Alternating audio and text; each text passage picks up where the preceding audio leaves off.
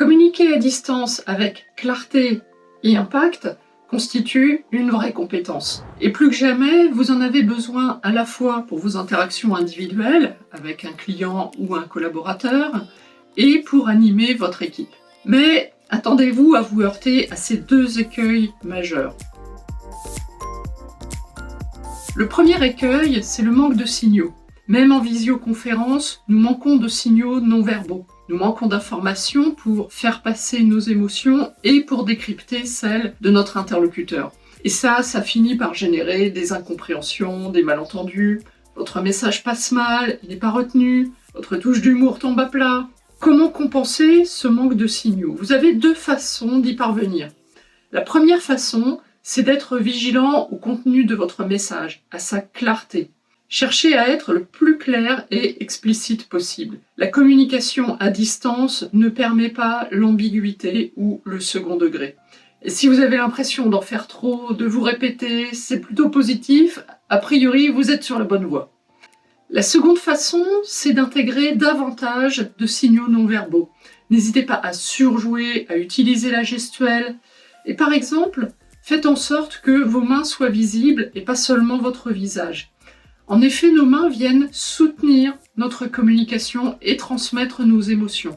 Elles sont un complément d'information, alors servez-vous-en et rendez-les visibles.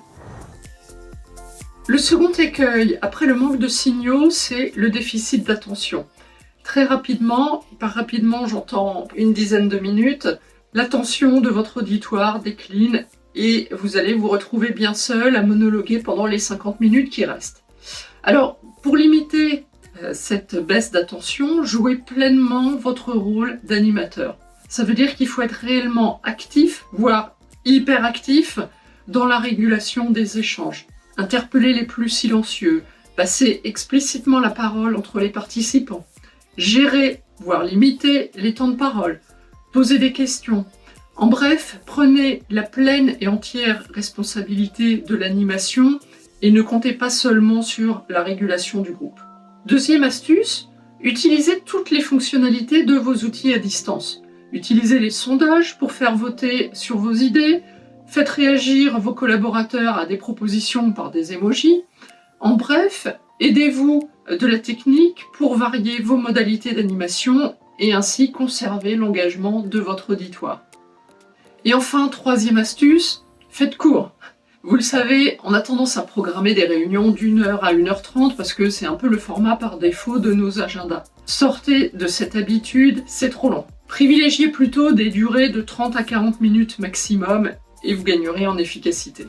En résumé, pour faciliter et clarifier la communication à distance, rajoutez des émotions et des signaux non verbaux pour faciliter la compréhension, soyez le plus clair et explicite possible.